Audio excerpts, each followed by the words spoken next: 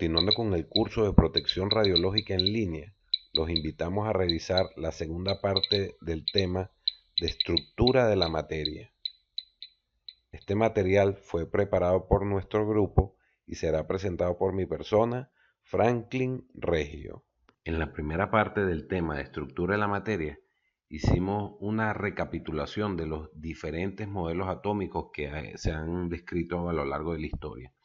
Vimos que en los dos últimos modelos, tanto el de Born como el de Schrödinger, se establecieron niveles energéticos cuantizados y la energía de esos niveles estaba en relación con el número de protones que se encontraba en el núcleo. Y en cada uno de los niveles cuantizados solo estaba permitido cierto número específico de electrones por cada capa o por cada nivel. Entonces se observa que los electrones que se encuentran en cada una de las capas o niveles anteriormente descritos poseen una energía de ligadura específica. En esta tabla les mostramos distintos materiales que se utilizan, que son de interés en radiología, y vamos a ver cómo es la descripción de la energía de ligadura, tanto de la capa K o Késima, que es la que está más pegada al núcleo, como de la capa más externa. Por ejemplo, para un átomo de hidrógeno se requieren 0,0136 keV o lo que es lo mismo 13,6 electronvoltios. También encontramos para el wolframio, que es el elemento con el cual están constituidos los ánodos de los tubos de rayos X, se requiere una energía cercana a 70 kiloelectronvoltios para poder arrancar el electrón de la capa más cercana al núcleo. Entonces ahora vamos a analizar un poco cuáles son las perturbaciones de las energías de ligadura. Vamos a encontrar dos procesos dependiendo de la energía que se le administre al átomo en cuestión. Podemos obtener un proceso de excitación o un proceso de ionización. Si el electrón orbital no recibe una energía mayor a la energía de ligadura, estaremos hablando de un estado excitado del átomo. Para volver a su estado base, un electrón orbital pasa de un estado más energético a un estado menos energético. En el proceso se emite un fotón de luz característico del átomo en cuestión. En este caso, estamos viendo un espectro de emisión del hidrógeno luego de la excitación de un átomo de hidrógeno. El otro proceso es el proceso de ionización del átomo, cuando la energía de la radiación que está incidiendo sobre el átomo en cuestión es tal que puede arrancar por completo el átomo, los electrones de los orbitales. En este caso, al arrancarlo se genera un ion negativo y por otro lado el ion positivo. Esto es lo que genera el par iónico. En la protección radiológica esto es de vital interés. Por una parte, gracias a que se produce el par iónico, si aplicamos una diferencia de potencial o un par de electrodos, por ejemplo, a una ampolla cerrada, podemos darnos cuenta que, por ejemplo, las partículas negativas, por ejemplo, se irían hacia el ánodo. Esto generaría una corriente y esa corriente va a estar relacionada con la intensidad de la radiación que está incidiendo sobre el gas o sobre el aire que se encuentra dentro de la ampolla que describimos anteriormente.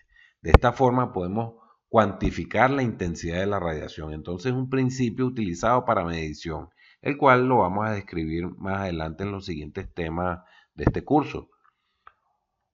Otro principio de muchísimo interés en el tema de la protección radiológica es que la ionización puede producir también rupturas en moléculas de gran importancia para la célula, como lo es para la molécula de ADN. Esta molécula, si se le produce un daño importante, puede evitar que se reproduzca la célula. Y esto puede ser beneficioso o no. Es beneficioso en el caso de que damos radiación para controlar un tumor, pero puede ser perjudicial en el caso de que la célula sea una célula sana y no queremos producirle ningún daño. Entonces, en este aspecto deben tomarse las dos visiones. Respecto a los modelos nucleares, vamos a hablar sobre modelos relativamente sencillos para adaptarlos al curso. Inicialmente se consideró que el núcleo estaba compuesto por protones y electrones. Sin embargo, la masa de los núcleos con mayor número de protones no correspondía con el modelo, lo que indicaba la presencia de masa neutra. En 1932, Chadwick reporta la existencia de una partícula neutra, a la que llamó neutrón. En función de esto, se ha establecido el modelo nuclear de capas, el cual es muy similar al modelo de capas o de niveles que hemos establecido para los electrones periféricos en el modelo atómico. La única diferencia aquí importante es que la ligadura por cada uno de los nucleones es del orden de 1.000.000 de electronvoltios. Hablemos ahora sobre la interacción nuclear fuerte. Esta es una fuerza de corto alcance, vamos a decir que el alcance cercano al diámetro nuclear, responsable de mantener unidos a los nucleones, es decir, a los protones y a los neutrones, que coexisten en el núcleo atómico, y es más intensa que la fuerza de repulsión eléctrica de los protones. Entonces, esta fuerza o esta interacción nuclear fuerte es la encargada de vencer, de superar la repulsión electroestática que existe entre protones, por ejemplo, que tienen la misma carga. Hablemos un poco ahora sobre lo que se conoce como efecto de masa. Esto se traduce en lo siguiente: las partículas que componen a un núcleo son más pesadas de manera individual que estas mismas partículas unidas en una sola partícula. Por ejemplo, una partícula alfa que está compuesta por 2 protones y 2 neutrones va a ser más pesada si sus componentes están de manera separada que si están de manera unida. Entonces, ¿a dónde se va esta masa y cuál es la razón por la cual unidas pesan menos que separadas? La respuesta a esta pregunta nos la da Albert Einstein con su famosa ecuación de E igual a mc cuadrado, o que energía es igual a masa por la velocidad de la luz al cuadrado. De aquí podemos extraer que la pérdida de masa se traduce en energía, ya que como vemos en la ecuación, tanto masa como energía son exactamente lo mismo y solo tienen una relación con una constante que es la velocidad de la luz. Entonces, de ahí el hecho que sean más pesadas separadas que unidas. Entonces, Albert Einstein llegó a esta interesantísima conclusión: la energía de ligadura de la interacción nuclear fuerte es debida al defecto de masa. Es decir, que la masa que no se observa acá en el núcleo se traduce en energía mediante la ecuación de Einstein, y es la energía de ligadura del núcleo. Continuemos con la descripción de la estructura nuclear. Ya dijimos que el núcleo estaba compuesto por protones y neutrones.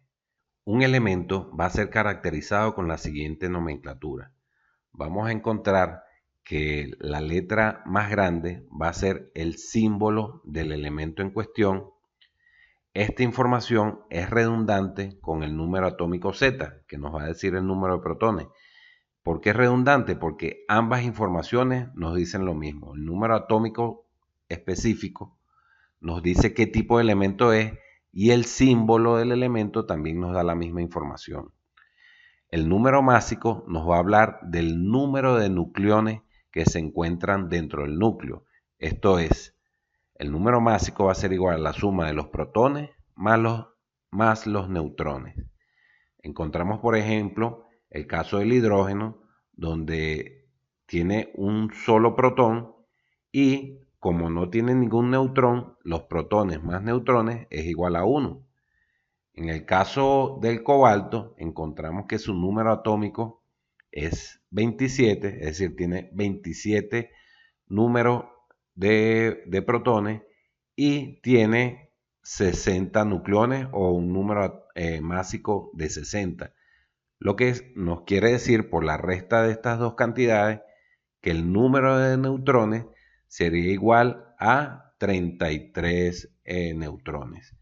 Lo mismo podemos hacer tanto con el cesio, que tenemos un número atómico de 55, un número másico de 137. La diferencia nos daría lo que serían el número de neutrones y la misma información la podemos extraer del iridio. Otra información de bastante importancia respecto al número atómico, relacionada con el número atómico Z, es que él es quien va a permitir establecer el orden principal en la tabla periódica. En la tabla periódica, los elementos están ordenados en orden creciente según su número atómico. Los elementos de una misma familia tienen el mismo número de electrones de valencia, lo que se traduce en propiedades químicas similares. Y los elementos de una misma fila, tienen el mismo número de niveles de energía y sus propiedades varían periódicamente al avanzar en la fila. Existen diferentes combinaciones de acuerdo al número de protones y al número de neutrones dentro de un núcleo. Aquellos átomos con igual número de protones, pero diferente cantidad de neutrones, se les conoce como isótopos, es decir, que la Z se mantiene igual para ambos átomos. Aquellos átomos con un mismo número de nucleones, es decir, mismo número másico, pero con distinto número de protones y distinto número de neutrones, se les conoce como isóbaros, es decir, donde la A es igual. Aquellos átomos con un mismo número de neutrones, pero cantidades diferentes de protones, se le conoce como isótonos, donde el número de neutrones es constante. Y aquellos átomos donde el número de protones, el número de nucleones y el número de neutrones es igual, se les conoce como isómeros. Pero ¿cuál es la diferencia entonces dentro de estos átomos? Son sus niveles energéticos. Veamos ahora una gráfica de estabilidad nuclear, donde en el eje de las Y tenemos el número de neutrones y en el eje de las X tenemos el número de protones. Entonces, según lo que dijimos anteriormente, todos los elementos que estén a lo largo de este eje, por ejemplo, los vamos a considerar isótopos, ya que tienen exactamente el mismo número de protones. Todos los elementos que estén a lo largo de este eje, por ejemplo, las filas, los vamos a considerar que van a ser isótonos, ya que van a tener el mismo número de neutrones. Todos los elementos que estén en la diagonal los vamos a considerar isóbaros, ya que la suma de Z más N es constante para todos esos elementos. Y finalmente, los átomos con un mismo número de neutrones, con un mismo número de protones, pero con una disposición distinta de los estados de energía, los vamos a llamar isómeros. De esta gráfica podemos extraer que los núcleos que están en amarillo son núcleos estables por naturaleza. Para un número atómico mayor a 83 existen demasiados protones y demasiados neutrones dentro del núcleo, esto lo hace inestable y por tal razón necesita emitir partículas pesadas, tales como las partículas alfa, que son las que estamos viendo acá. También podemos ver que existen emisores de partículas alfa para valores menores a 83 y emisores de partículas beta positivo y beta negativo. Estos elementos son creados artificialmente por el hombre. Para z igual al número de neutrones con un z menor a 20, encontramos que hay una estabilidad natural en este rango. En este caso, la fuerza nuclear fuerte es mucho mayor que la fuerza electrostática. Entonces esto sería para núcleos esencialmente pequeños. Ya cuando hablamos de núcleos con un Z mayor a 83, la fuerza electrostática vence a la fuerza nuclear y además también tenemos que considerar que, por ejemplo, protones que se encuentren en un extremo del núcleo no van a percibir la fuerza nuclear fuerte de otros protones que se encuentren al otro extremo del núcleo. Entonces, esta distancia hace que la fuerza nuclear fuerte también sea vencida por la fuerza electrostática. Entonces, al vencer la fuerza electrostática, el núcleo se hace inestable y ocurre un fenómeno que es de vital importancia en este curso y en nuestro campo de trabajo. Obtenemos el fenómeno de la radioactividad, donde el núcleo ya no puede contenerse por fuerza nuclear fuerte y predomina la fuerza electrostática, que es la que hace que se repelan partículas desde dentro del núcleo. Entonces podemos concluir que las radiaciones ionizantes provienen de fuentes naturales o de fuentes artificiales. En ambos casos, las radiaciones ionizantes provienen de la interacción con un átomo o de la inestabilidad del núcleo atómico. Muchísimas gracias por escucharnos. Ahora los invitamos a que realicen el cuestionario relacionado a los dos temas que hemos revisado.